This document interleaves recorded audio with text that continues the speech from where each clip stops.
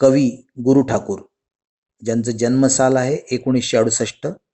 प्रसिद्ध कवी, गीतकार, कथाकार, नटरंग, अगबाई अरेच्चा, घर दोघांचे, टाइमपास यासारख्या अनेक प्रसिद्ध मराठी व हिंदी चित्रपटासाठी त्यांनी गीतलेखन केलेले आहे. मला जाऊ द्या ना घरी आता वाजले की 12 हे गीत तुम्हाला माहिती असेल. त्याचबरोबर मन उधाण वाऱ्याचे, ऊन पावसाचे ही अत्यंत भावनाशील गीतं त्यांनी लिहिलेली आहेत. असे कवी गुरु ठाकूर. मित्रांनो, काही कविता निसर्गाचे, प्रेमाचे आणि आपल्या इतर भावभावनांचे अतिशय सुंदर चित्रण उभे करतात, तर काही कविता जीवनाला सुंदर करण्याचा मंत्र देतात. काही वर्षापूर्वी मंगेश पाडगावकरांची ऐकलेली कविता मला आठवते. ते आपल्याला जगण्याचे 2 पर्याय देतात. ते म्हणतात, सांगा कसं जगायचं, सांगा कसं जगायचं, कण्हत कण्हत की गाणं म्हणत, तुम्हीच ठरवा. पेला अर्धा भरला आहे असंही म्हणता येतं, पेला अर्धा भरला आहे असंही म्हणता येतं, पेला अर्धा सरला आहे असंही म्हणता येतं, भरला आहे म्हणायचं की सरला आहे म्हणायचं, तुम्हीच ठरवा. सांगा कसं जगायचं, कण्हत कण्हत की गाणं म्हणत, तुम्हीच ठरवा. मित्रांनो, ही कविता फक्त तुमच्यासाठी नाही, आयुष्यात जो जो समस्येने गांजून गेलेला आहे, नाउमेद झालेला आहे, कोसळणाऱ्या संकटाने भयभीत झालेला आहे, त्याला जगण्याची प्रबळ इच्छाशक्ती देणारी ही कविता आहे.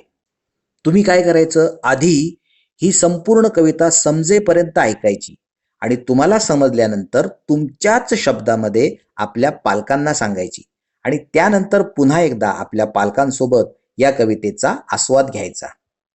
मित्रांनो, ही कविता तुमच्या समोर आलेल्या समस्यांना दूर करणार नाही, पण तुमच्या समोर आलेल्या समस्यांना हिमतीने सामोरे जाण्याची एक प्रचंड इच्छाशक्ती तुमच्यात निर्माण मात्र नक्कीच करेल. आता आपण कवितेचे वाचन करूया. तुम्ही शांतपणे कविता ऐकायची आहे. कवितेचे शीर्षक आहे असे जगावे आणि कवी आहेत गुरु ठाकूर.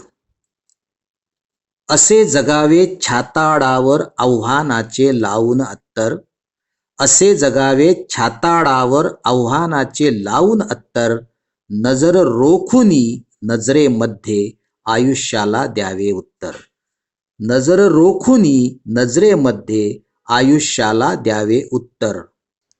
नको गुलामी, नको गुलामी नक्षत्रांची, भीती आंधळी ताऱ्यांची, आयुष्याला भिडता नाही चैन करावी स्वप्नांची. असे दांडगी इच्छा ज्यांची, असे दांडगी इच्छा ज्यांची, मार्ग तयाला मिळती 70, नजर रोखुनी नजरेमध्ये आयुष्याला द्यावे उत्तर. पाय असावे जमिनीवरती कवेत अंबर घेताना, पाय असावे जमिनीवरती कवेत अंबर घेताना, हसू असावे ओठांवरती काळीज काढून देताना, हसू असावे ओठांवरती काळीज काढून देताना. संकटासही ठणकावून सांगावे, संकटासही ठणकावून सांगावे, ये आता 72, नजर रोखुनी नजरेमध्ये आयुष्याला द्यावे उत्तर. करून जावे असेही काही, करून जावे असेही काही, दुनियेतून या जाताना, गहिवर यावा जगास साऱ्या निरोप शेवट देताना. स्वर कठोर त्या काळाचाही, स्वर कठोर त्या काळाचाही, क्षणभर व्हावा कातर कातर, नजर रोखुनी नजरेमध्ये आयुष्याला द्यावे उत्तर. मित्रांनो, आता आपण कविता समजून घेऊया. असे जगावे छाताडावर आव्हानाचे लावून अत्तर, नजर रोखुनी नजरेमध्ये आयुष्याला द्यावे उत्तर. कवी म्हणतात, आयुष्यात जगताना छाताडावरती आव्हानाचं अत्तर लावून जगायचं आहे आणि आयुष्यात येणाऱ्या प्रत्येक समस्येच्या नजरेमध्ये नजर रोखून त्या आयुष्याला उत्तर द्यायचं आहे आत्मविश्वासाने. लक्षात घ्या, कवीने इथे छातीवर अत्तर लावून असं म्हटलेलं नाही, छाताडावर अत्तर लावून असं म्हटलेलं आहे. कवीने जाणीवपूर्वक छाताडावर हा शब्द वापरलेला आहे, ज्या शब्दाच्या ध्वनीमुळे तुमच्यामधला आत्मविश्वास वाढतो. जेव्हा सर्दी पडसं होतं ना, तेव्हा छातीला बाम लावतात, आयोडेक्स लावतात. पण इथे आयुष्याला उत्तर द्यायचंय आणि ते सुद्धा छाताडावरती आव्हानाचे अत्तर लावून. छाताडावर का लावायचंय? कारण त्याचा जो गंध आहे त्या आव्हानाचा, हा सतत आपल्याला आला पाहिजे आणि त्या आव्हानाचे अत्तर लावून आयुष्यामध्ये समस्येला तोंड द्यायचे आहे, नजरेमध्ये नजर रोखून. पुढच्या ओळी अशा आहेत, नको गुलामी, नको गुलामी नक्षत्रांची, भीती आंधळी ताऱ्यांची. मित्रांनो, विज्ञानाने किती मोठी क्रांती केलेली आहे. आज घर बसल्या मोबाईलवरती आपण संपूर्ण जग पाहू शकतो. हवं ते ज्ञान हव्या त्या वेळेला आपल्या हातात उपलब्ध आहे. हे सर्व माहीत असूनही आपण अजूनही मंगळ आणि चंद्र त्या पंचांगामध्ये शोधतो. कशासाठी? मुहूर्त पाहण्यासाठी. आपल्याला त्या ताऱ्यांची भीती वाटते, आपण त्या ताऱ्यांची शांती करतो. ही जी अंधश्रद्धा आहे, ही जी आंधळी भीती आहे, यावर प्रबोधनकार ठाकरेंनी आपल्या पुस्तकामध्ये सगळं ज्ञान मांडलेलं आहे आणि ते आपण वाचल्यानंतर आपल्या लक्षात येईल की आपण किती मागे आहोत. आता पुढची ओळ पाहूया. आयुष्याला भिडता नाही, चैन करावी स्वप्नांची. मित्रांनो, आयुष्याला भेटायचं नाही, आयुष्याला भिडायचं आहे. आणि कसं भिडायचं माहितीये? तुम्ही दोन कुस्ती खेळणारे पाहिले असतील, प्रतिस्पर्धी. हे कुस्तीमध्ये एकमेकांना कसे भिडतात आणि प्रत्येकाला जिंकायचं असतं. तसं तुमच्या आयुष्यात येणाऱ्या समस्येशी तुम्हाला भिडता यायला हवं. कशासाठी? जिंकण्यासाठी. हो मित्रांनो, आपल्याला स्वप्न पाहायचीत. एक स्वप्न नाही पाहायचं आपल्याला, आपल्याला अनेक स्वप्न पाहायचीत. पण त्या स्वप्नांची गंमत कशी आहे? एक स्वप्न पूर्ण झाल्यानंतर आपल्याला दुसरं स्वप्न पाहायचंय, दुसरं स्वप्न पूर्ण झाल्यानंतर आपल्याला तिसरं स्वप्न पाहायचंय. कारण कवी म्हणतात, चैन करावी स्वप्नांची. त्या स्वप्नांच्या चैनीमध्ये आपल्याला आनंद मिळवता आला पाहिजे, अशी चैन, गंमत. आपल्या भारताचे माजी राष्ट्रपती डॉक्टर APJ अब्दुल कलाम साहेब तेच म्हणत होते. तेही असंच म्हणायचे की तुमचं एक स्वप्न पूर्ण झाल्यानंतर तुमच्याकडे दुसरं स्वप्न तयार पाहिजे. तोच विचार गुरु ठाकूर यांनी ओळीमध्ये मांडलेला आहे. पुढची ओळ अशी आहे, असे दांडगी इच्छा ज्यांची, असे दांडगी इच्छा ज्यांची, मार्ग तयाला मिळती 70, नजर रोखुनी नजरेमध्ये आयुष्याला द्यावे उत्तर. मित्रांनो, तुमच्या समस्येतही तुम्हाला 70 मार्ग सापडू शकतील त्यातून बाहेर पडण्याचे, यशस्वी होण्याचे. पण त्यासाठी तुमच्याकडे दांडगी इच्छाशक्ती हवी. त्यांनी मुद्दाम शब्द प्रयोग केलेला आहे, दांडगी इच्छाशक्ती.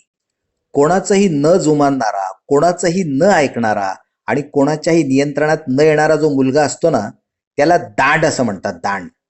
आणि कवीने जाणीवपूर्वक तो शब्द वापरलेला आहे, दांडगी. म्हणजेच अशी प्रबळ इच्छाशक्ती की जी कोणाचंही ऐकणार नाही. अशी प्रबळ इच्छाशक्ती जर तुमच्याकडे असेल, ज्याला इंग्रजीमध्ये बर्निंग डिझायर असं म्हणतात, तर मात्र तुम्हाला तुमच्या समस्येमध्ये नक्कीच 70 मार्ग यशस्वी होण्याचे सापडतील. अशी दांडगी इच्छा असणारा आपल्या सगळ्यांचा राजा छत्रपती शिवाजी महाराजांना आपण ओळखतो. मित्रांनो, एका जहागीरदाराचा मुलगा, सर्वसामान्य मुलगा, तो असं स्वप्न पाहतो की मी स्वतःचं राज्य निर्माण करेल, स्वराज्य निर्माण करेल. आणि तो निर्माण करतो कारण त्या राजाकडे असते दांडगी प्रबळ इच्छाशक्ती आणि त्यातून स्वराज्य निर्माण होते. पाय असावे जमिनीवरती कवेत अंबर घेताना.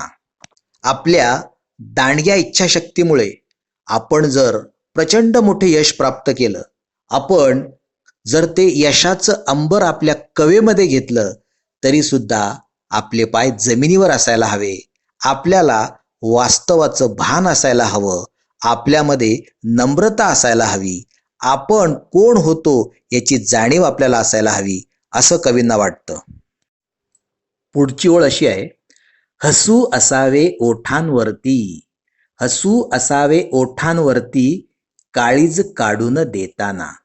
आणि मित्रांनो, आपल्या मनाचा मोठेपणा इतका हवा की आपल्याला आवडणारी सगळ्यात सुंदर गोष्ट दुसऱ्याला देताना सुद्धा आपल्या ओठांवर एक सुंदर हास्य असायला हवं आणि यातूनच मनाचा मोठेपणा सिद्ध होतो.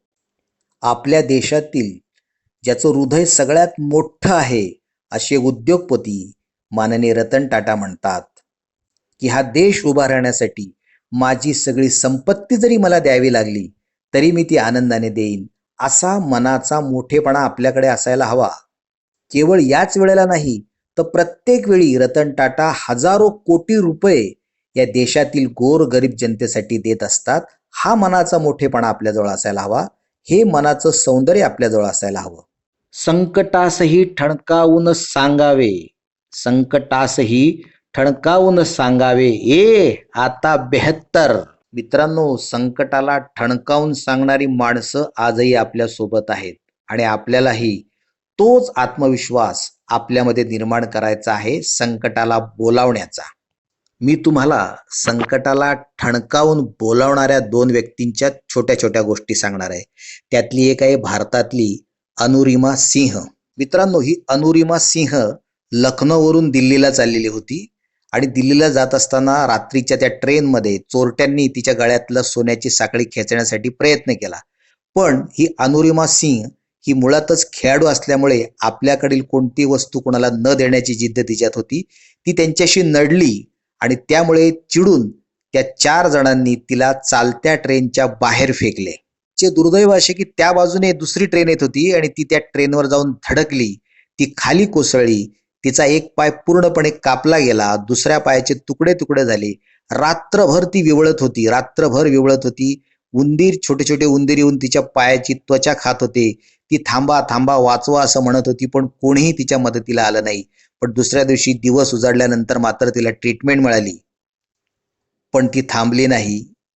तिने विचार केला की आता मला माउंट एव्हरेस्टवर चढायचं आहे आणि एक नकली पाय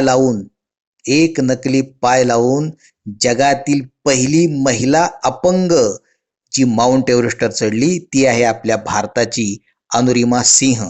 ती म्हणते माझा नशीब, लक आणि किस्मत या शब्दांवर विश्वास नाही.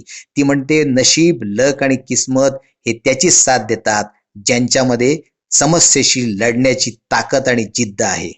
मित्रांनो, दुसराही असाच आहे संकटांना ठणकावून सांगणारा न्यूझीलंडचा मार्क इग्लिस.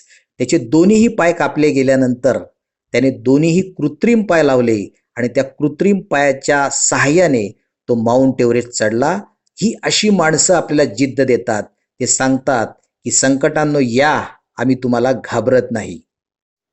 मित्रांनो, कवी म्हणतात जीवनाच्या या प्रवासात मृत्यू तर येणारच आहे, पण हा मृत्यू येण्यापूर्वी मानव सेवेचं असं कार्य करा की तुम्ही गेल्यानंतर या जगाच्या डोळ्यामध्ये अश्रू येतील. तुम्हाला शेवटचा निरोप देताना ते सगळे गहिवरून जातील. तो क्रूर काळ सुद्धा काही क्षण थांबेल. त्याचं हृदय कातर कातर होईल असं तुमचं कार्य असायला हवं. मित्रांनो, आपल्या देशात असे अनेक महामानव होऊन गेले ज्यांनी मानवाच्या कल्याणाकरता आपले जीवन समर्पित केलेले आहे आणि अशांपैकी एक आहेत परमपूज्य डॉक्टर बाबासाहेब आंबेडकर, ज्यांनी दलित समाजाला हजारो वर्षांच्या जातीयतेच्या दलदलीतून बाहेर काढले. त्यांना जगण्याचा, प्रगतीचा नवा मंत्र दिला, शिका, संघटित व्हा आणि संघर्ष करा. आणि म्हणूनच ते त्यांचे बाबा झाले. 6 डिसेंबर 1956 रोजी जेव्हा डॉक्टर बाबासाहेब आंबेडकरांचे महापरिनिर्वाण झाले तेव्हा त्यांच्या दर्शनासाठी लाखो लोक तिथे जमले होते. अजूनही दरवर्षी 6 डिसेंबर रोजी लाखो लोक चैत्यभूमी येथे डॉक्टर बाबासाहेब आंबेडकरांच्या दर्शनासाठी येतात आणि म्हणूनच मला त्या ओळी पुन्हा आठवतात. करून जावे असेही काही दुनियेतून या जाताना, करून जावे असेही काही दुनियेतून या जाताना, गहिवर यावा जगास साऱ्या निरोप शेवट देताना, स्वर कठोर त्या काळाचाही क्षणभर व्हावा कातर कातर, नजर रोखुनी नजरेमध्ये आयुष्याला द्यावे उत्तर. या कवितेचा सगळा अर्थ आपल्या जीवनामध्ये उतरवा म्हणजे तुमचं जीवन यशस्वी होईल. धन्यवाद.